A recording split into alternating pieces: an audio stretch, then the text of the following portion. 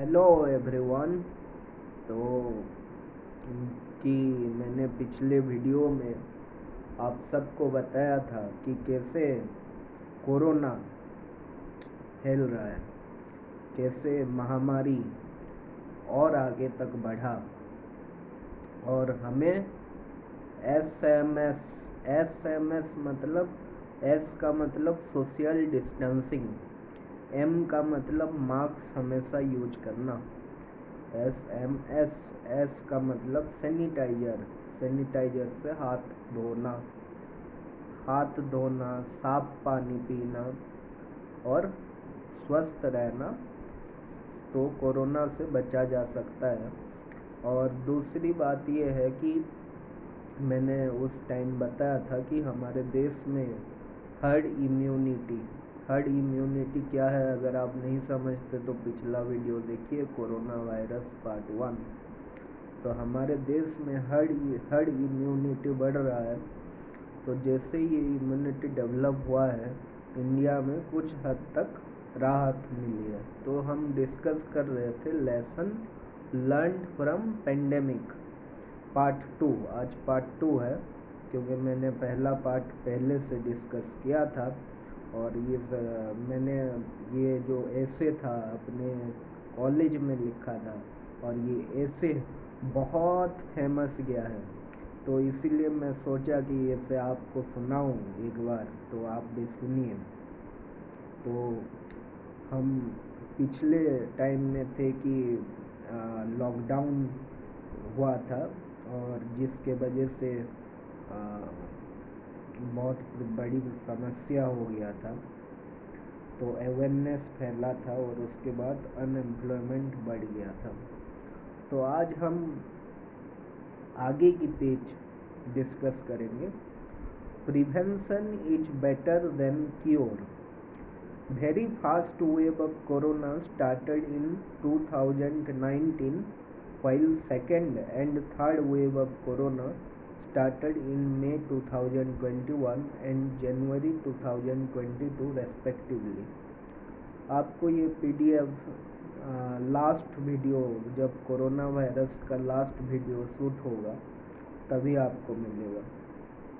The most dangerous wave was the second wave of corona, also known as Delta wave. Delta wave जो है वो दूसरा wave है, और पहले वेव के बाद आया था दूसरा वेव, और ये बहुत ही घातक था। It rise to the mortality rate within a short span of time. It is seen that coronavirus has less mortality rate as compared to SARS, Ebola, SARS, Ebola, rabies. अच्छा, रेबिस इबोला से जितना मर जा रहे थे उतना नहीं मरते, पर धीरे धीरे बहुत लोग मर रहे थे। However, it took the life of many people because it is a widely spread disease as compared to SARS, Ebola and rabies. This is whatsoever more lethal in case of patients having multiple diseases or different complications and disorders of pathophysiological system.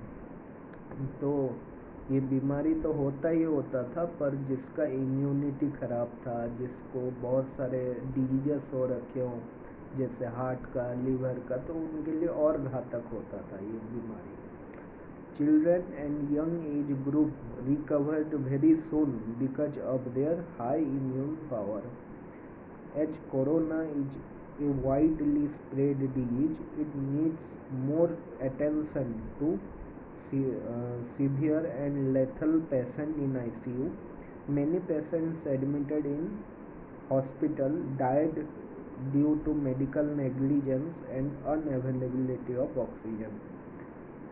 बहुत लोग medical negligence मतलब doctor नहीं देखा, careless हो गए। बहुत सारे patient थे आईसीयू में, तो डॉक्टर लोग केयरलेस हो गए और सबको समान रूप से ऑक्सीजन नहीं मिला, क्योंकि ऑक्सीजन ख़त्म हो जा रहा था। तो इसीलिए कोरोना का महामारी बहुत तेज़ी से फैला और बहुत लोग मरे। This is because the situation of the pandemic worsened the economy of the country. और इकोनॉमी भी हमारा जो पैसा है वो भी डाउन चल रहा था. Many countries like South Korea and China had detected their countries from other countries, while countries like Australia and New Zealand started to develop the art of living with coronavirus.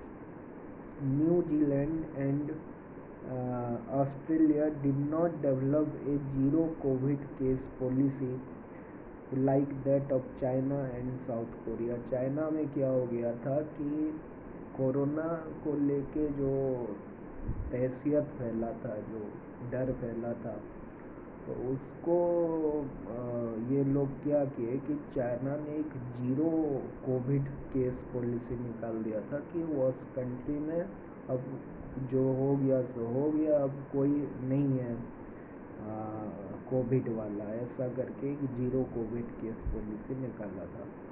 पर बाकी देश में ऐसा नहीं था. तो फिर भी ये मतलब एक ठीक पॉलिसी है या नहीं पता नहीं, पर फिर भी तो आज भी तो मेरा यही मानना है कि आज भी कोरोना चल रहा है. और कोरोना से क्या बाकी बहुत सारे बीमारी हो जाएगा अगर आप 3 नियम फॉलो नहीं करते. तो पहला नियम, खाना खाने से पहले, खाना खाने के बाद हाथ पैर धोना. दूसरा कि हमेशा साफ पानी पीना, साफ खाना खाना, बासी खाना छोड़ना. और तीसरा ये है कि हमेशा अच्छा सोचना. प्लेसिबो इफ़ेक्ट और नासिबो इफ़ेक्ट के बारे में मैंने बताया था कि प्लेसिबो इफ़ेक्ट का मतलब है कि आप हमेशा अच्छा सोचें तो आपके साथ अच्छा होगा. भले ही ये एक स्यूडो मिथ साइंस है, पर आप अगर ये फॉलो कर रहे हैं तो हो सकता है कि आपको आने वाले आगे की सिचुएशन जो भी मतलब प्रॉब्लमेटिक हो वो सॉल्व हो जाए आपके कॉन्फिडेंस से, आपके डर के गायब होने से.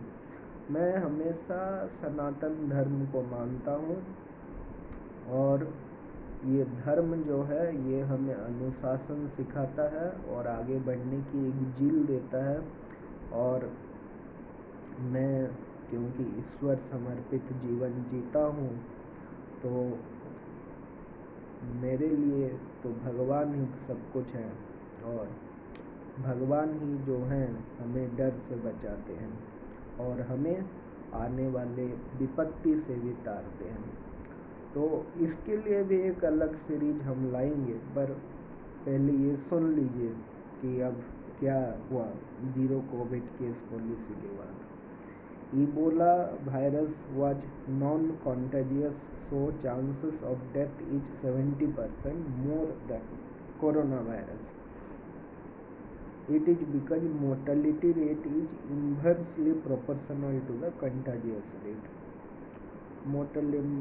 It is almost impossible to predict about person suffering from coronavirus without symptoms.